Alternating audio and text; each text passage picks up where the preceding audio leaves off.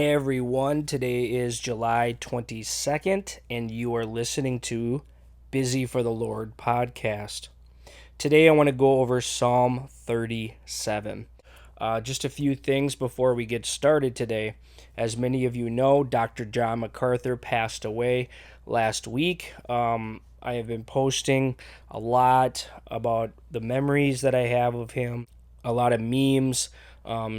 As many of you know, I did a tribute on my Substack regarding how he impacted my life in a very positive way.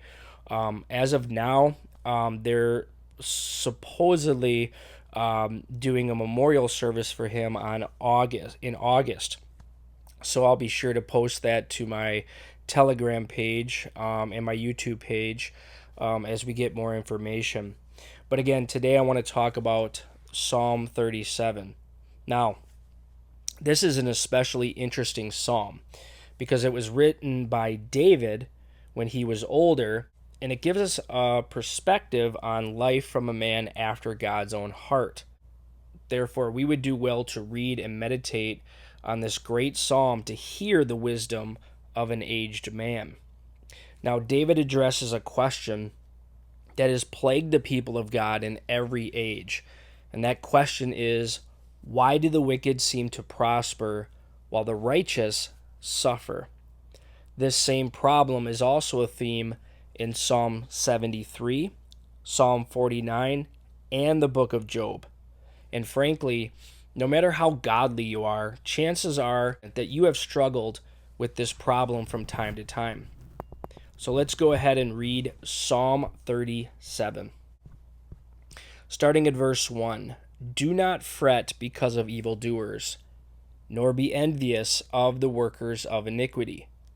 For they shall soon be cut down like the grass, and wither as the green herb. Trust in the Lord, and do good. Dwell in the land, and feed on his faithfulness. Delight yourself also in the Lord, and he shall give you the desires of your heart. Commit your way to the Lord. Trust also in him, and he shall bring it to pass. He shall bring forth your righteousness as the light, and your justice as the noonday. Rest in the Lord, and wait patiently for him. Do not fret because of him who prospers in his way, because of the man who brings wicked schemes to pass. Cease from anger and forsake wrath. Do not fret, it only causes harm.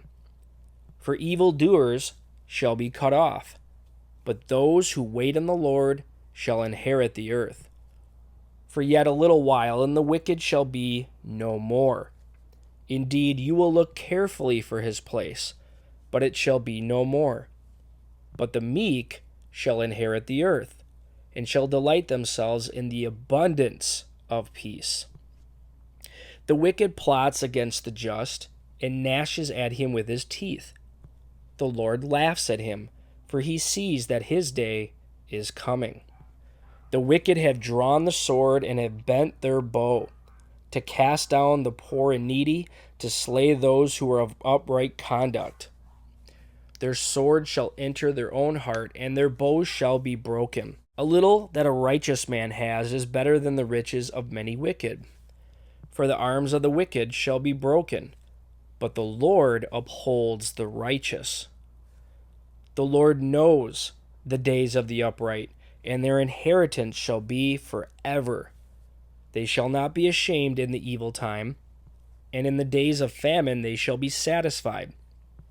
But the wicked shall perish, and the enemies of the Lord, like the splendor of the meadows, shall vanish.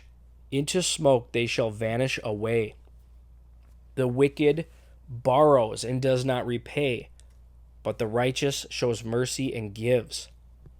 For those blessed by him shall inherit the earth, but those cursed by him shall be cut off. The steps of a good man are ordered by the Lord, and he delights in his way. Though he fall, he shall not be utterly cast down, for the Lord upholds him with his hand. I have been young, and now am old, yet I have not seen the righteous forsaken, nor his descendants begging bread. He is ever merciful and lends, and his descendants are blessed. Depart from evil and do good, and dwell forevermore. For the Lord loves justice and does not forsake his saints. They are preserved forever, but the descendants of the wicked shall be cut off. The righteous shall inherit the land and dwell in it forever.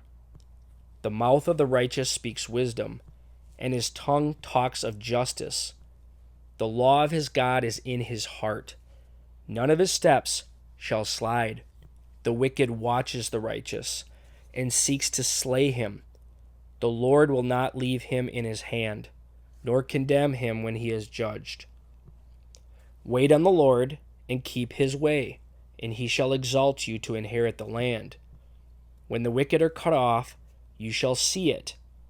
I have seen the wicked in great power, and spreading himself like a native green tree. Yet he passed away, and behold, he was no more. Indeed, I sought him, but he could not be found. Mark the blameless man, and observe the upright, for the future of that man is peace. But the transgressors shall be destroyed together. The future of the wicked shall be cut off. But the salvation of the righteous is from the Lord. He is their strength in time of trouble. And the Lord shall help them and deliver them. He shall deliver them from the wicked and save them, because they trust in him. So as you can see, brothers and sisters, David urges his audience not to envy the wicked, but to trust in and obey the Lord, for he will destroy sinners and preserve the godly. When the smoke of judgment clears, the wicked will be gone, but the godly will remain and inherit God's promised blessings. Warren Wiersbe comments on this psalm saying, quote, "Why do we envy the wicked? They seem to be prospering. They seem to be so happy. But what do they have that we need? In God, we have everything we need. Whenever we find ourselves fretting, it's probably because we are measuring ourselves against others. That's the wrong thing to do. Instead, measure yourself against yourself. You're not competing with others, you're competing with yourself. Also, measure yourself against the Lord Jesus Christ, because he is the one you are to be like. The measure of the stature of the fullness of Christ, Ephesians 4:13, end quote. Now, trying to stay aware of current events has its downside because bad news sells better than good news. It's easy to become overly concerned about the criminal acts of individuals, crowds, or governments over whom we have absolutely no control. Psalm 37 gives perspective to the daily news. David begins by saying, "Do not fret because of those who are evil," verse 1. Then he proceeds to outline for us some alternatives to becoming overly anxious. In essence, David suggests a better way of thinking about negative news in our world. What would happen if, instead of worrying about events beyond our control, we chose to trust in the Lord? Wouldn't we be better off to take delight in the Lord, verse 4, rather than fret without limits? Imagine the freedom from worry we could have if we would commit our way to the Lord, verse 5. How calm we could be by learning to be still before the Lord and wait patiently for him, verse 7. News of trouble we cannot change offers us an opportunity to set boundaries for our concerns. As we trust God, commit our ways to him, and rest in him, our outlook brightens. The struggles and trials may not disappear, but we will discover that he gives us his peace in the midst of them. Now listen to what it says here by Dave Brannon from Our Daily Bread in conclusion. As the Lord's return draws near, Godlessness is increasing. Standards that have stood for decades are falling all around us. Crime, lawlessness, and disrespect all seem to be growing. If that's the way you've been looking at things recently, the psalmist David has good news for you. There is hope. There is a positive way to look at life. Here are David's recommendations for facing a world marked by evildoers, whose day in the sun is as fleeting as grass in the desert. Trust God, verse 3. The alternative is to trust people with the future, and that leads to disappointment. Do good things, verse 3. The more good we do, the less chance evil has to succeed. Delight in the Lord, verse 4. Take delight in God and His will, and He promises to provide what you need. Commit your way to God, verse 5. He will bless your efforts. And lastly, wait patiently for the Lord, verse 7. He will prevail. The more we immerse ourselves in God, His Word, and His promises, the less we will fret over the troubles of this world.